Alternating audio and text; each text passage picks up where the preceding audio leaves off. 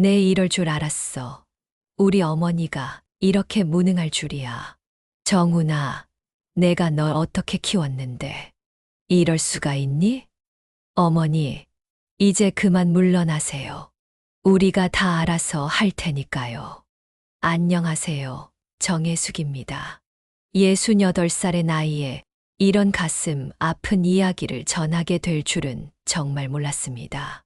제 인생이 송두리째 뒤바뀐 경험, 그리고 그 후의 고난과 극복의 여정을 여러분과 나누고자 합니다. 아들과 며느리의 배신, 그리고 그 후에 찾아온 절망과 희망. 이 이야기가 여러분께 어떤 감정을 불러일으킬지 정말 궁금합니다. 부디 끝까지 경청해 주시길 바랍니다. 남편이 세상을 떠난 후, 저는 그가 남긴 유산과 건설회사를 관리하며 살았습니다. 아들 정훈이와 며느리 지혜와 함께 지내면서 평화로운 나날을 보냈죠. 적어도 겉으로는 그랬습니다. 우리 집 거실에는 항상 따뜻한 햇살이 가득했어요. 커다란 창문을 통해 들어오는 빛이 흰 벽에 부딪혀 온 방안을 밝게 비추었죠. 그 빛 속에서 우리 가족의 웃음소리가 울려 퍼졌습니다. 주말 아침이면 정훈이가 저를 모시고 근처 공원으로 산책을 나갔어요. 봄이면 벚꽃 잎이 흩날리는 길을 걸으며 새 생명의 시작을 느꼈고, 여름이면 울창한 나무 그늘 아래서 시원한 바람을 맞으며 쉬어갔죠. 가을에는 단풍으로 물든 공원을 거닐며 인생의 아름다움을 되새겼고, 겨울에는 하얀 눈 위에 우리의 발자국을 남기며 추억을 쌓았습니다. 계절마다 달라지는 풍경을 보며 저는 참 행복했어요. 지혜는 정성스레 식사를 준비했습니다.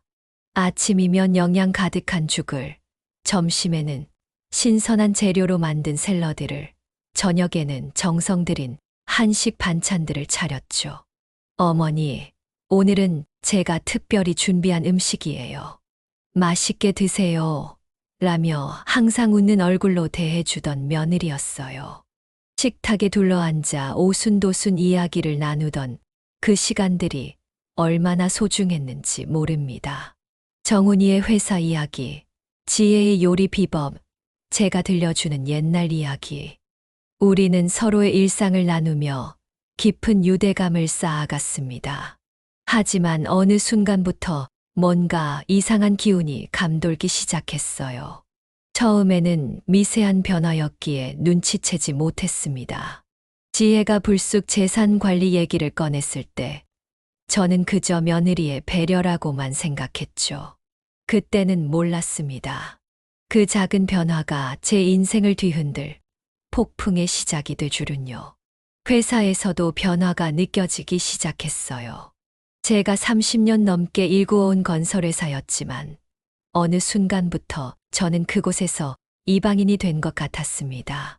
직원들이 저에게 보고하지 않고 정훈이에게만 보고하는 일이 잦아졌거든요. 복도를 지나갈 때면 갑자기 조용해지는 사무실, 제가 다가가면 서둘러 화면을 바꾸는 직원들. 처음에는 아들이 나를 돕고 있구나 하고 생각했습니다. 하지만 점점 소외감이 밀려왔어요. 제가 평생을 바쳐 일군 회사에서 제자리를 잃어가고 있다는 느낌, 그것은 정말 견디기 힘든 고통이었습니다. 어느 날 회의실 앞을 지나다 우연히 들은 대화가 아직도 귓가에 맴돕니다. 이제 정훈 이사님께 보고하면 돼. 어르신은 신경 쓰지 마. 그 말을 듣는 순간 가슴이 덜컥 내려앉았어요. 마치 차가운 물에 던져진 것처럼 온몸이 떨려왔습니다. 하지만 저는 여전히 의심하지 않으려 했습니다. 우리 아들이 설마 나를 배신하겠어? 라고 스스로를 달래며 불안한 마음을 눌렀죠. 그 순간 제 머릿속에 스쳐 지나간 것은 정훈이의 어린 시절 모습이었어요. 첫 걸음마를 뗐을 때, 학교에 첫 등교하던 날, 대학 입학식 날, 그 순수했던 우리 아들이 저를 배신할 리 없다고 믿고 싶었습니다. 그 무렵 지혜의 행동도 미묘하게 달라지기 시작했어요. 전에는 늘 함께 마시던 오후의 차 시간도 점점 줄어들었고, 대화도 짧아졌습니다. 한때는 수다스럽게 이야기를 나누던 우리 사이에 어색한 침묵이 자리 잡기 시작했죠. 무언가 숨기는 듯한 눈빛, 서둘러 전화를 끊는 모습. 지혜의 행동 하나하나가 의심스러워졌지만 저는 여전히 그저 제 착각일 거라고 믿고 싶었습니다. 며느리를 의심하는 제 자신이 부끄럽기도 했고, 혹시 오해로 인해 가족 간의 관계가 틀어질까 두려웠거든요. 어느 날, 지혜가 제 중요한 서류를 가져가겠다고 했어요. 회사의 지분 관련 서류, 부동산 계약서 등 중요한 문서들이었죠. 어머니, 제가 잘 보관해 드릴게요. 걱정 마세요. 라고 했어요. 그 순간 왠지 모를 불안감이 스쳤지만 며느리를 믿기로 했습니다. 하지만 며칠 후 그 서류들이 필요해져 찾아보려 했을 때 어디에서도 찾을 수 없었어요. 마치 증발해버린 것처럼 사라져버렸죠. 서재에서 서류를 찾던 그날, 찬장 구석구석을 뒤지며 점점 초조해지던 제 모습이 떠오릅니다. 손이 떨리고 식은땀이 났어요. 설마 하는 생각과 함께 지혜를 찾아갔죠. 지혜야, 내가 가져간 서류들 어디 있니? 좀 봐야 할 것 같아. 지혜의 대답은 미심쩍었어요. 아, 그거요? 제가 나중에 찾아드릴게요. 지금은 바빠서. 그 말을 듣는 순간 뭔가 잘못되고 있다는 느낌이 강하게 들었습니다. 지혜의 눈빛, 말투, 모든 것이 수상해 보였어요. 하지만 정훈이에게 물어봤을 때 그의 반응은 더 충격적이었어요. 어머니, 왜 지혜를 의심하세요? 지혜가 잘 보관하고 있다잖아요. 어머니가 너무 예민하신 거 아니에요. 아들의 날카로운 목소리에 가슴이 아팠습니다. 그 순간 느낀 배신감과 고독함은 말로 표현할 수 없었어요. 내 편이어야 할 아들이 오히려 며느리 편을 들고 있다니. 그 순간 저는 이 집에서, 이 가족 안에서 완전히 혼자가 되어버린 것 같았습니다. 하지만 가족 간의 신뢰를 지키고 싶은 마음에 더 이상 말하지 않았죠. 그저 제 착각일 거라고, 제가 너무 예민해진 거라고 스스로를 위로하며 넘어갔습니다. 그때 제가 좀 더 단호하게 대처했더라면 하는 후회가 지금도 남아 있습니다. 하지만 그땐 정말 몰랐어요. 이것이 제 인생을 완전히 뒤바꿔 놓을 거대한 폭풍의 시작이 될 줄은요. 세월이 흐르면서 상황은 점점 악화되었습니다. 회사에서의 제 입지는 갈수록 좁아졌고, 집에서도 저는 점점 고립되어 갔어요. 그러던 어느 날, 제가 신뢰하던 회사 직원 한 명이 저를 찾아왔어요. 김 과장이었죠. 그의 얼굴에는 걱정과 망설임이 가득했습니다. 사장님, 죄송합니다만 큰일 났습니다. 최지혜 님이 은행에서 대출 상담을 받는 걸 봤어요. 회사 명의로요. 그 말을 듣는 순간 온몸에 전율이 흘렀습니다. 머릿속이 하얘지고 숨이 막히는 것 같았어요. 처음엔 믿기지 않았습니다. 우리 며느리가 그럴 리 없다고 생각했죠. 하지만 김 과장의 진지한 표정을 보니 이것이 현실임을 부정할 수 없었습니다. 김 과장, 확실한 거요? 혹시 착각한 건 아니고? 네, 사장님. 제 눈으로 직접 봤습니다. 지혜님이 회사 서류를 들고 은행에 들어가는 걸 봤어요. 그 순간부터 제 세상은 돌이킬 수 없이 무너져 내리기 시작했습니다. 점점 더 이상한 일들이 일어나기 시작했어요. 회사 문서들이 하나둘 사라지고 중요한 결정들이 제가 모르게 이루어졌습니다. 매일 아침 출근할 때마다 가슴이 철렁 내려앉았어요. 오늘은 또 어떤 일이 벌어질까 하는 불안감에 시달렸죠. 한때는 제 모든 것이었던 이 회사가 이제는 제게 고통의 원인이 되어버렸습니다. 저는 마치 탐정이 된 것처럼 주변을 예의주시해야 했습니다. 그리고 그럴수록 제 마음속 상처는 더 깊어만 갔죠. 어머니, 이 계약은 제가 알아서 처리할게요. 신경 쓰지 마세요. 정훈아, 하지만 이건 중요한 거라 내가 봐야. 어머니, 제발요. 저희를 믿어주세요. 어머니는 이제 편히 쉬셔야 해요. 정훈이의 말에 저는 말문이 막혔습니다. 제가 평생을 바쳐 일군 회사에서 제 아들의 입에서 이런 말이 나오다니. 그 순간 느낀 배신감과 고독함은 이루 말할 수 없었습니다. 정훈이의 태도 변화는 더욱 고통스러웠습니다. 한때는 그토록 다정하고 효성스러웠던 아들이 이제는 차갑고 냉담한 눈빛으로 저를 대했어요.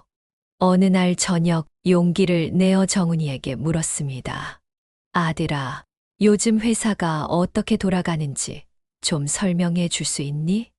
정훈이는 한숨을 쉬며 대답했어요. 엄마, 요즘 회사가 많이 힘들어요. 지혜가 우리를 위해 다 준비하고 있으니 믿어보세요. 엄마는 이제 좀 쉬세요. 그 말을 들을 때마다 가슴이 찢어지는 것 같았습니다. 제가 그토록 사랑하고 믿었던 아들이 제 곁을 떠나 며느리의 편에 선 것 같아 너무나 아팠어요. 밤마다 이불 속에서 흐느끼며 잠 못 이루던 날들이 계속되었습니다. 창밖으로 보이는 달빛에 옛 추억들이 떠올랐어요. 정훈이가 어렸을 때 제 무릎을 베고 잠들던 모습, 학교 운동회에서 달리기를 하며 저를 향해 환하게 웃던 모습, 그 따뜻했던 기억들이 이제는 가슴을 더 아프게 할 뿐이었습니다. 점점 더 회사에서 제 자리가 없어져 갔어요. 직원들은 제게 인사도 제대로 하지 않았고 중요한 회의에서 저는 철저히 배제되었습니다. 한때 제가 앉았던 회장실은 이제 정훈이의 차지가 되었죠. 어느 날 용기를 내어 회의실 문을 열었습니다. 그 순간 모든 대화가 멈추고 모두의 시선이 저에게 꽂혔어요. 아, 어머니, 무슨 일이세요? 정훈이가 당황한 듯 물었습니다. 회의 중이라고 들어서. 나도 참석하고 싶어서. 어머니, 이건 좀 전문적인 내용이라. 나중에 제가 따로 설명드릴게요. 그렇게 저는 또다시 문 밖으로 쫓겨났습니다. 복도를 걸어 나오는 제 발걸음이 얼마나 무거웠는지 모릅니다.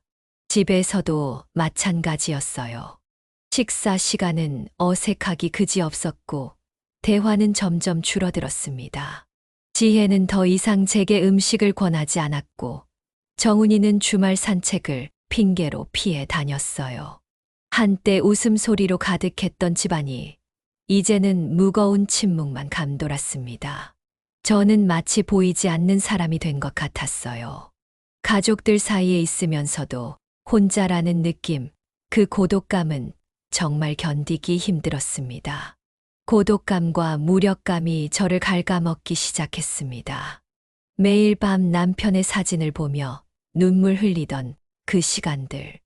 아무도 모르게 혼자 삼켜야 했던 그 고통을 어떻게 표현할 수 있을까요? 여보, 당신이 살아 있었다면 이런 일이 없었을 텐데. 라고 중얼거리며 밤을 지새웠습니다. 결정적인 순간이 찾아왔습니다. 어느 날 우연히 지혜의 책상 서랍을 열어보게 되었어요. 그리고 거기서 충격적인 것을 발견했습니다. 회사 지분 이전 서류. 그것을 보는 순간 모든 것이 명확해졌어요. 이 모든 게 계획된 음모였다는 사실을 깨달았을 때 제 세상이 무너져 내리는 것 같았습니다. 떨리는 손으로 그 서류를 들고 정훈이와 지혜에게 다가갔어요. 이게 무슨 짓이야? 너희가 어떻게? 그들의 대답은 차갑기 그지없었습니다. 어머니, 이제는 물러나실 때가 됐어요. 저희가 다 알아서 할 테니 걱정 마세요. 그 말을 듣는 순간 제 심장이 멎는 것 같았어요. 숨을 쉴 수가 없었습니다. 제가 그토록 사랑하고 믿었던 아들과 며느리가 제 전 재산을 빼앗으려 한다는 사실을 받아들이기 너무 힘들었어요. 정훈아, 내가 어떻게 이럴 수가 있니? 내가 널 어떻게 키웠는데. 어머니, 이제 그만하세요. 어머님 때문에 회사가 망할 지경이에요. 저희가 살려보려고 이러는 거예요. 아들의 말 한마디 한마디가 비수가 되어 제 가슴을 파고들었습니다. 그 순간 저는 온 세상이 저를 배신한 것 같은 느낌을 받았어요. 제 인생의 모든 것이 한순간에 무너져 내리는 것을 지켜볼 수밖에 없었습니다. 이렇게 제 삶은 나락으로 떨어지기 시작했습니다. 하지만 이것이 끝이 아니었어요. 더 큰 시련이 저를 기다리고 있었죠. 그로부터 며칠 후 저는 모든 것을 잃었습니다. 며느리와 아들은 제 명의의 재산을 모두 가로챘고 저를 작은 반지하 방으로 내몰았어요. 평생을 일구어온 제 모든 것이 하루아침에 사라져 버렸습니다. 반지하 방을 구해놨으니 걱정 마세요, 어머니. 지혜가 말했습니다. 며느리의 말에 절망감이 밀려왔어요. 제가 그토록 아끼고 사랑했던 이들에게 이런 대접을 받게 될 줄은 꿈에도 몰랐습니다. 짐을 싸는 제 손이 떨렸고 눈물이 멈추지 않았어요. 반지하 방으로 옮기는 날, 하늘에서는 비가 내리고 있었습니다. 마치 하늘도 제 슬픔에 동참하는 것 같았어요. 작은 가방 하나에 평생의 추억을 담아 새 거처로 향했습니다. 문을 열자 눅눅한 공기가 저를 맞이했어요. 좁은 창문으로 비치는 희미한 빛, 회색빛 콘크리트 벽. 이곳이 제 새로운 현실이 되었습니다. 반지하 방에서의 생활은 고통 그 자체였습니다. 습기 찬 벽에서는 곰팡이 냄새가 났고, 비가 오는 날이면 물이 새어 들어왔어요. 겨울에는 추위에 떨었고, 여름에는 후덥지근한 열기에 밤잠을 설쳤습니다. 무료 급식소를 다니며 하루하루를 버텨야 했죠. 매일 아침 일어날 때마다 이것이 현실인지 악몽인지 분간하기 힘들었습니다. 한때 호화로운 저택에서 살던 제가 이제는 한 끼 식사를 위해 줄을 서야 한다니. 그 굴욕감과 서러움은 말로 표현할 수 없었어요. 급식소에서 만난 다른 어르신들의 이야기를 들으며 저 혼자만의 불행이 아니라는 걸 알게 되었습니다. 그들 중 많은 분들이 저와 비슷한 경험을 했다고 했어요. 자식들에게 재산을 넘겨주고 버림받은 이야기, 사기를 당해 전 재산을 잃은 이야기. 그들의 이야기를 들으며 제 마음에 작은 위로가 되었지만 동시에 이 세상이 얼마나 냉혹한지 다시 한번 깨달았습니다. 이웃들의 동정 어린 시선과 수군거림이 저를 괴롭혔습니다. 자식들이 어르신을 왜 이렇게 만들었대요? 라는 말을 들을 때마다 가슴이 찢어지는 것 같았어요. 한때 존경받던 기업인이었던 제가 이제는 동네의 불쌍한 노인이 되어버렸습니다. 길을 걸을 때마다 느껴지는 시선들, 등 뒤에서 들리는 속삭임. 그 모든 것이 저를 점점 더 외롭고 고립되게 만들었어요. 어느 날, 동네 슈퍼에서 우연히 옛 직원을 만났습니다. 그는 저를 보자마자 당황한 기색이 역력했어요. 아, 사장님. 여기서 뵙게 될 줄은 몰랐습니다. 그의 눈에 비친 동정의 빛이 저를 더욱 비참하게 만들었습니다. 날이 갈수록 우울증이 심해졌습니다. 매일 밤 홀로 남편의 사진을 보며 눈물 흘리는 일이 일상이 되었어요. 여보, 내가 이렇게까지 될 줄은 몰랐어. 라고 중얼거리며 밤을 지새웠죠. 자식들에 대한 배신감, 상실감, 그리고 제 자신에 대한 분노가 뒤섞여 저를 괴롭혔습니다. 왜 더 일찍 눈치채지 못했을까? 왜 더 강하게 대처하지 못했을까 하는 후회가 끊임없이 제 마음을 갉아먹었어요. 그러던 어느 날 텔레비전에서 우연히 제 회사 소식을 듣게 되었습니다. 정훈이가 새로운 사업 확장 계획을 발표하는 모습이었어요. 번듯한 양복 차림의 아들을 보며 제 가슴은 무너져 내렸습니다. 한때 그토록 사랑했던 아들이 이제는 완전히 다른 사람이 되어버린 것 같았어요. 그러던 어느 날 뜻밖의 소식을 들었습니다. 남편이 생전에 구입했던 임야가 개발 구역으로 지정됐다는 거예요. 이 소식을 들었을 때 제 가슴에 오랜만에 따뜻한 감정이 차올랐습니다. 이번엔 절대 빼앗기지 않겠어. 당신이 남긴 마지막 선물이었구나. 남편의 사진을 보며 중얼거렸어요. 그 순간 오랫동안 잃어버렸던 희망이 다시 제 안에서 꿈틀거리기 시작했습니다. 이것이 제 인생을 되찾을 수 있는 마지막 기회라는 걸 직감했어요. 하지만 동시에 두려움도 밀려왔습니다. 과연 내가 다시 한번 싸울 수 있을까? 이번에는 승리할 수 있을까? 온갖 생각들이 제 머릿속을 맴돌았지만 한 가지 확실한 것은 이번만큼은 절대 포기하지 않겠다는 결심이었습니다. 용기를 내어 변호사를 찾아갔습니다. 허름한 옷차림의 저를 보고 처음엔 의아한 눈치였지만 제 이야기를 들어주겠다고 했어요. 떨리는 목소리로 제 상황을 설명하기 시작했습니다. 처음엔 제 이야기를 믿지 않는 듯 했어요.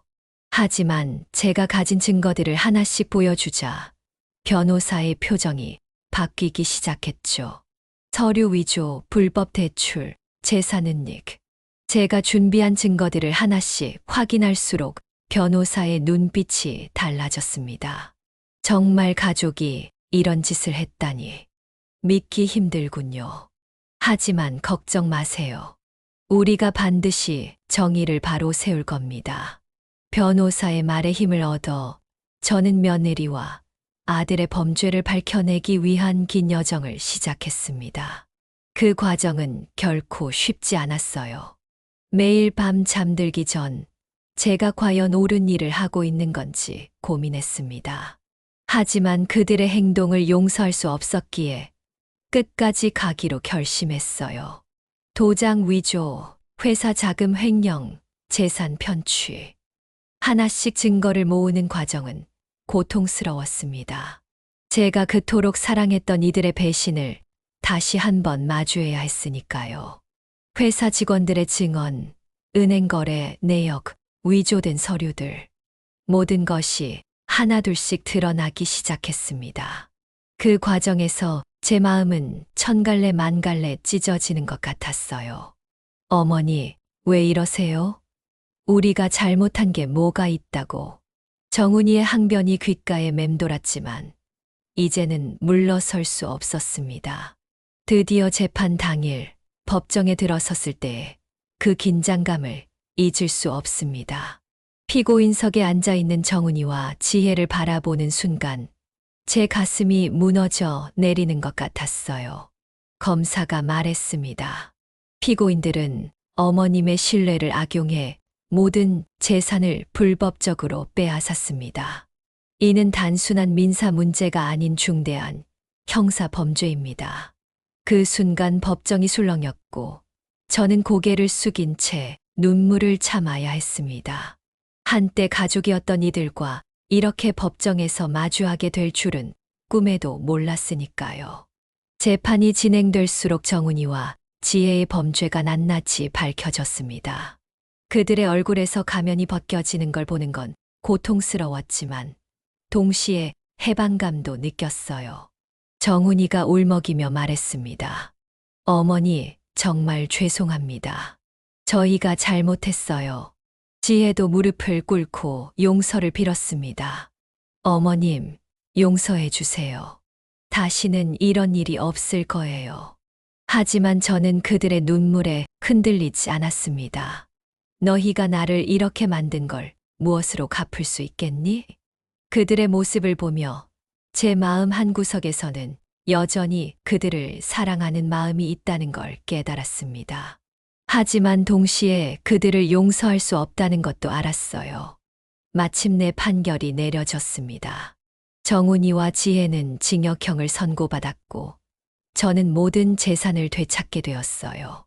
법정을 나서는 순간 그동안의 모든 고통이 한꺼번에 밀려와 그 자리에서 주저앉고 말았습니다. 이제 다 끝났어요. 정 여사님. 변호사가 제 어깨를 토닥이며 말했습니다. 그 순간 느낀 안도감과 동시에 슬픔, 그리고 새로운 시작에 대한 두려움. 복잡한 감정이 제 마음을 가득 채웠습니다. 법정 밖으로 나오자 취재진들이 몰려왔어요. 어떤 심정이십니까? 자식들을 용서하실 생각은 없으신가요? 질문들이 쏟아졌지만 저는 아무 말도 할 수 없었습니다. 그저 눈물만 흘렸어요. 이제 정의는 실현되었지만 제 마음속 상처는 여전히 아물지 않았습니다. 앞으로 제 인생을 어떻게 살아가야 할지, 그리고 자식들과의 관계를 어떻게 해야 할지 많은 고민이 남아 있었어요. 모든 것이 끝난 후 저는 새로운 삶을 시작했습니다. 제 아픔을 바탕으로 요양원을 설립했어요. 저와 비슷한 경험을 한 어르신들을 돕고 싶었거든요. 요양원은 밝고 따뜻한 분위기였어요. 햇살이 가득한 정원, 편안한 휴게실, 그리고 무엇보다 서로를 이해하고 위로할 수 있는 공간이었죠. 어르신들과 함께 시간을 보내며 저 역시 조금씩 치유되어 갔습니다. 정훈이와 지혜는 출소 후 진심으로 반성하며 새 삶을 살기 위해 노력하고 있습니다. 며느리는 요양보호사가 되어 제 요양원에서 일하겠다고 했고, 아들은 성실히 취업해 신뢰를 회복하려 합니다. 처음에는 그들을 마주하는 것조차 힘들었어요. 하지만 시간이 지나면서 조금씩 대화를 나누기 시작했습니다. 어머니, 저희를 용서해 주실 수 있으세요? 그들이 물었을 때 저는 잠시 망설였습니다. 시간이 필요해. 진심이라면 보여줘. 라고 대답했어요. 아직 그들을 완전히 용서하지 못했지만 시간이 해결해 줄 거라고 믿습니다. 요양원에서 어르신들과 함께 지내며 행복을 나누고 있어요. 아들과 며느리도 봉사하며 관계를 회복하려 노력하고 있고요. 하지만 가끔은 여전히 그들을 마주하는 게 힘들 때가 있어요. 신뢰는 한 번 깨지면 회복하기 정말 어렵다는 걸 뼈저리게 느낍니다.